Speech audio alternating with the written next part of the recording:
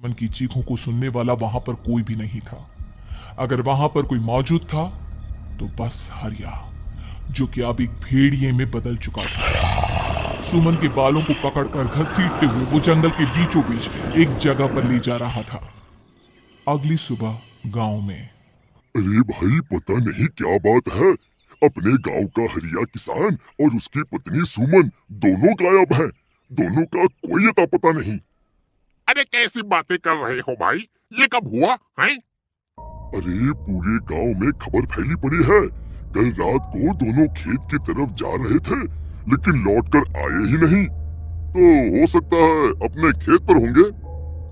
पूरा गांव ढूंढ कर आया है भाई। जानते हो क्या मिला वहां पर? क्या हुआ भाई? क्या मिला? बताओ हमें, क्या मिला? अरे हरिया की पत्नी सुमन के कपड़े पड़े हुए थे। शरीर का एक एक कपड़ा फटा हुआ झोपड़ी के बाहर पड़ा था, लेकिन दोनों पति पत्नी का कोई पता ठिकाना नहीं था। अरे भाई, लेकिन उसका जो दोस्त है ना रामू किसान, उससे पता करके आते हैं ना। अब तक तो दोनों साथ ही खेत पर जाया करते थे। हाँ हाँ हाँ, हमें हमें उसके घर जाना चाहिए भाई। चलो चलो वहां चलते हैं, चलो। वो सारे लोग रामू के घर पर पहुंचते हैं। रामू अपने घर के बाहर बैठकर हुक्का पी रहा था। आज सारे के सारे लोग टोली बनाकर मेरे घर क्यों आ रहे हैं? क्या कोई मर गया क्या भाई? अरे कैसी बातें कर रहे हो? तुम्हारा सबसे अच्छा दोस्त हरिया और उसकी पत्नी गायब है, और तुम यहाँ बैठकर हुक्का पिए जा रहे हो, हैं? रामू ने अजीब सी नजरों से उन सब गांव वालों की तरफ देखा, जिसकी वजह से वो लोग एक बार के लिए डर गए। गायब है? अरे गायब नहीं है, मुक्ति मिल गई है। उन दोनों को मुक्ति मिली है। इस दुनिया में आकर हर इंसान पाप करता है, और उसे उसके पापों के लिए मुक्ति मिलना बहुत जरूरी है। अरे ये कैसी बहकी बहकी बातें कर रहे हो भाई, हैं? और इसका चेहरा अजीब सा क्यों लग रहा है? लगता है दोस्त के मरने का गम बैठ गया है। पागल हो गया है शायद ये पागल। ये बात सुनते ही रामू चीख कर जोर से चिल्लाते हुए कहता है, पागल मैं नहीं हूँ, पागल तुम सब हो। और ये शैतानी जंगल अब तुम में से किसी को नहीं छोड़ने वाला, सबको खा जाएगा। याद रखना मेरी बात। शैतानी जंगल? कैसा शैतानी जंगल? लगता है रामू पागल हो चुका है। हमें हमें यहाँ से चलना चाहिए भाई, चलो चलो चलो। तभी रामू की पत्नी बाहर आती है। नहीं नहीं, आप लोग इनकी बात का बुरा मत मानिए। 2 दिन पहले हरिया के साथ खेत पर गए थे। जब से वहां से आए हैं तब से ऐसी ही बातें कर रहे हैं। भगवान जाने ऐसा क्या देख लिया उन्होंने, खेत में कुछ भी बड़बड़ाते रहते हैं। लेकिन गांव के लोगों ने कमला की कोई बात नहीं सुनी और वो सब वहां से चले गए। रात अब धीरे धीरे ढलने लगी थी। तभी अचानक किसी ने धीमी सी आवाज में रामू को पुकारा। रामू, आ जाओ, मैं तुम्हारा इंतजार कर रहा हूँ। और सुनो, अपनी पत्नी को साथ लेकर आना, नहीं तो काम अधूरा रह जाएगा। ये आवाज सुनते ही रामू के चेहरे पर शैतानी मुस्कुराहट आ जाती है।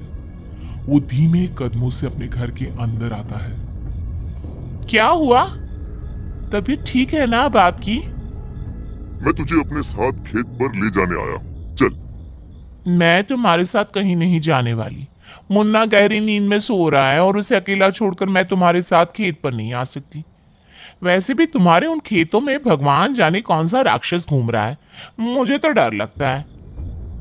रामू गुस्से में दांत पीसता अपनी झोपड़ी से बाहर आ जाता है और कमला गहरी नींद में अपने बच्चे के साथ सो जाती है।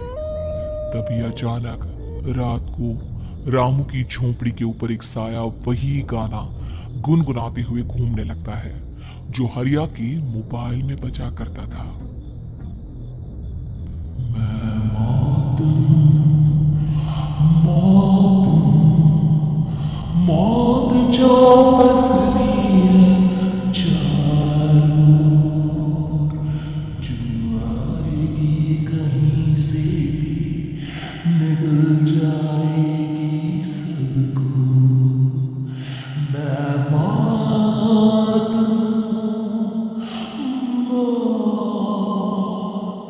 अब मैं छोड़ूंगी नहीं किसी को।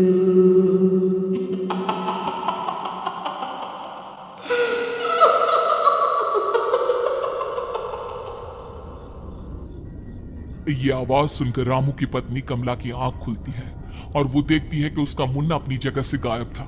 कमला चीखते हुए बाहर दौड़ कर आती है। वहां पर उसने देखा कि रामू ने अपने बच्चे को झोपड़ी के बाहर एक पेड़ से उल्टा लटकाया हुआ था और उसका बच्चा चीख चीख कर रो रहा था। वहीं दूसरी तरफ एक साया बच्चे के ठीक नीचे आग जलाकर उसके चारों तरफ हैवानों की तरफ नाच रहा था। छोड़ दो मेरे बच्चे को। अरे क्या कर रहे हो तुम? शर्म नहीं आती तुम्हें अपने ही बच्चे को इस तरह मौत के हवाले करते हुए? अपना बच्चा? किसने कहा ये मेरा बच्चा है? अरे ये तो उस रामू की औलाद है, इस गांव के किसान रामू की, और मेरी दुश्मनी इस गांव के हर इंसान के साथ है। क्या कैसी बात कर रहे हो तुम? और ये औरत कौन है? ये मेरे बच्चे को खा जाएगी।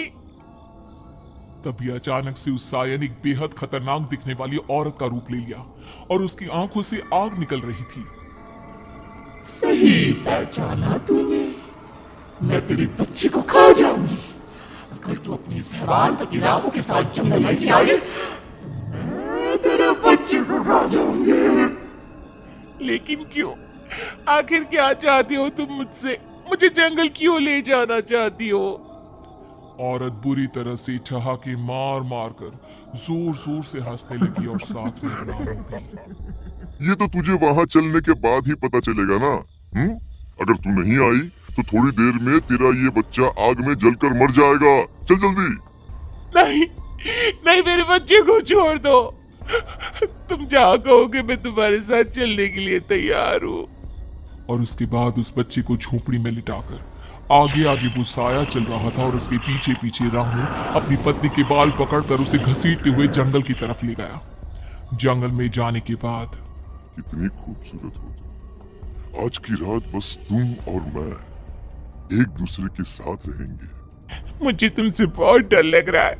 तुम्हें क्या हो गया है? तुम तो बिल्कुल ठीक थे। वो होगा जो हमारे बीच होना चाहिए। तो आओ अपने आप को मेरे हवाले कर दो। कमला ने डर की वजह से अपनी दोनों आंखें कसकर बंद कर ली थी। रामू ने बुरी तरह से चीख कर कमला से कहा, आंखें खोलो अपनी और मेरी तरफ देखो।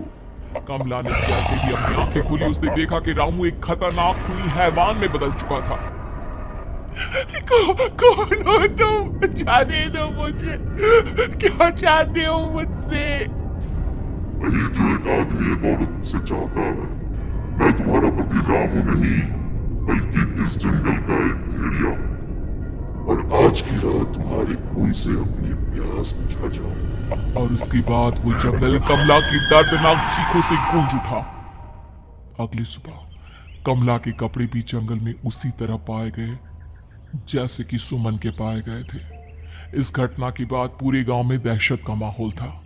अपने माँ बाप की मौत और गांव में हो रहे इस तरह की घटनाओं की खबर सुनकर किशन शहर से गांव लौट आया था। अपने माँ बाप की बेदर्द मौत की वजह से वो बहुत परेशान था।